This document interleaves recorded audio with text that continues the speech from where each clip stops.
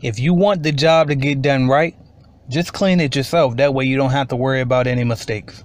What you think? Let's talk about it.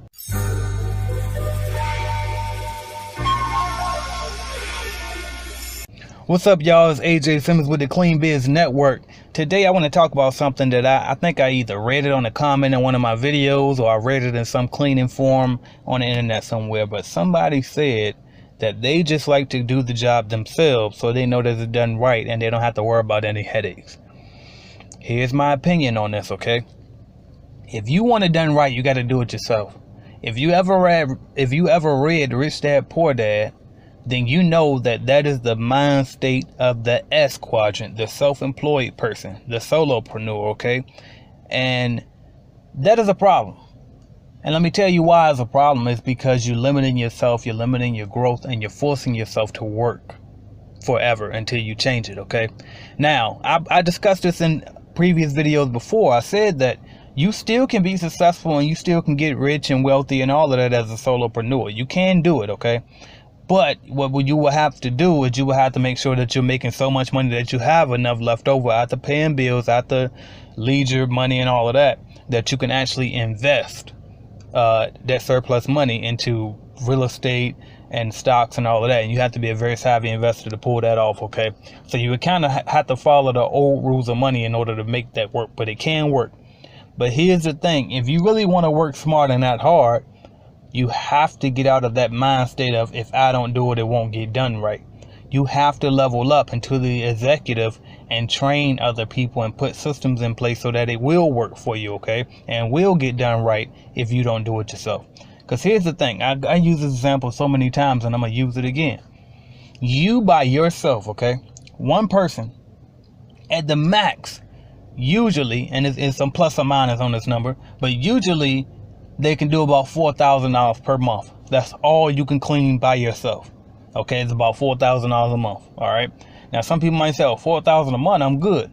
For you, that might be okay, but that's never going to get you rich. Okay, that's going to take you a very long time.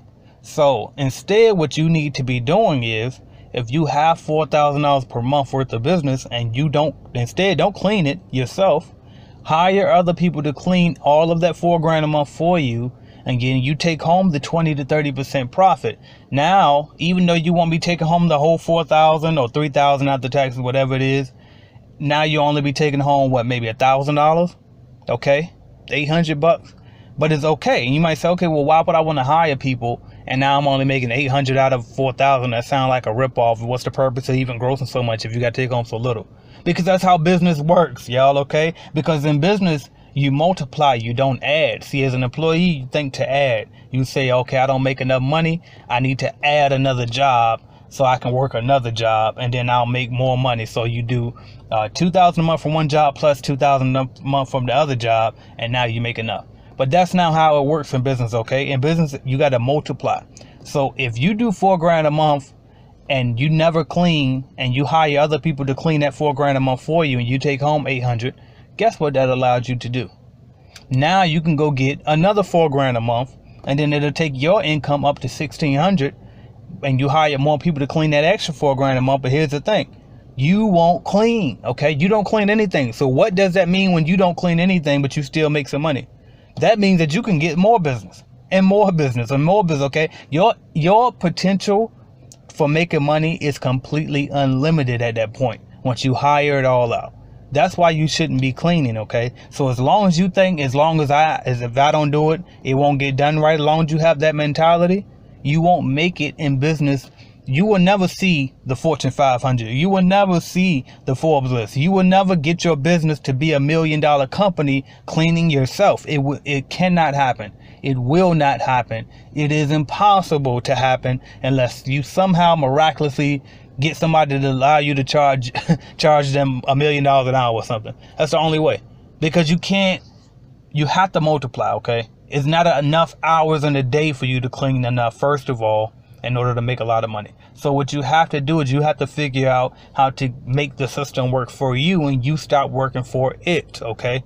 So if you're in a situation where you feel like, well, but okay, I get that logic, but I still need to be able to keep my customers, and I can't keep my customers if I don't clean it. Well, here's what you need to do. You need to hire better people. First of all, look at your hiring process. Where are you getting these people from? What are you doing when you hire them? How is your screening process? Are you actually interviewing people, or are you just grabbing the first person you see as soon as your job comes open because you haven't been taking applications all along? And so now when a job comes and it starts Monday and today's Friday and you just need the quickest person you can find, that's a problem, okay? So you need to retweak that system and fix it. Look at your hiring process. Look at your training process. How long are you training these people? Are you just looking for experienced people so you can just throw them in there, and then when they do bad, you blame them instead of looking in the mirror and blaming yourself because it's your company and they work for your company, and if they can't clean well, that means it is your company's fault for not training them that well? Okay, that's the way that you have to think as an entrepreneur, y'all. Everything is your fault in business. Everything is your fault as the owner. If your company is doing bad, it's a reflection of you. Whatever your company is weak at, that's what you're weak at. So you need to figure out a way to fix that, okay? Whether it be you directly improving on it or you hiring somebody who's better at it and having them fix it, okay? But you have to understand that you cannot grow and tap your fullest potential while you're out there cleaning. I know you heard the phrase, you need to be working on your business, not in your business, okay? If you ever want to make more than $10 an hour, stop doing $10 an hour fucking jobs, all right? You just got to stop. You have to. Now, how did I get out the field? Because I took the long road too. I took the hard way, which was quit your day job completely, go 100% in your cleaning business, and then grow it, and then you basically pay your business bills and your personal bills out of that one big pot of money, right? Now, here's how I got out of the field, though. I set a date, and I said on this date, I'm getting out of the field. I'm going to hire for all of these accounts. And then even though once I hire for all of these accounts, I won't make enough money to pay my bills, I will figure it out, okay? And that's exactly what I did. I got out on that date, and I figured it out. Now, eventually, luckily for me, I ended up landing a job as an operations manager with the Jam Pro in Jacksonville during that period. So I ended up having enough to pay my personal bills at the time. But if I wouldn't have landed that job, then guess what I would have done? I just would have fell behind on bills if I had to, and I would have bootstrapped my way up, and I would have found more accounts. Now, is that the only way to do it? No, but that was my choice. And so what you have to do is you have to make a choice on when you're going to get out the field and how you're going to do it. Okay, but you have to make the conscious decision to say, you know what?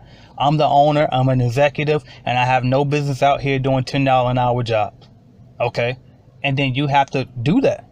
Make that decision and do it. Now, I understand that sometimes when you are bootstrapping, you do have to get back out there and get dirty sometimes. As a matter of fact, here just recently, I just got back out in the field. Okay, and so sometimes, especially if you're with a franchise, because it can get expensive sometimes.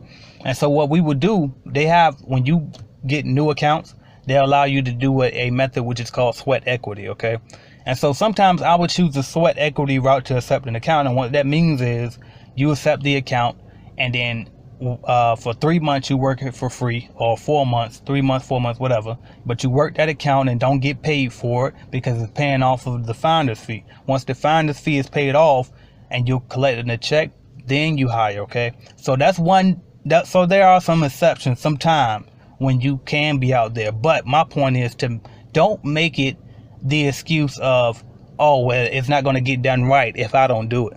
Don't use that excuse for not growing your business and making it into a full-fledged company, okay? So if that's going to be your mindset, that's fine. I told y'all that in another video. If you want to clean, if you don't mind cleaning, that's fine. But you need to understand that you're going to have to make a lot of money to make sure that you have enough put aside so that you can invest and build wealth another way. Because just being self-employed and cleaning for a living is not wealth, okay? Because you don't own anything at that point. You just own your job. So you own job security, because as long as you clean well, nobody's going to fire you for the most part unless they go out of business, right?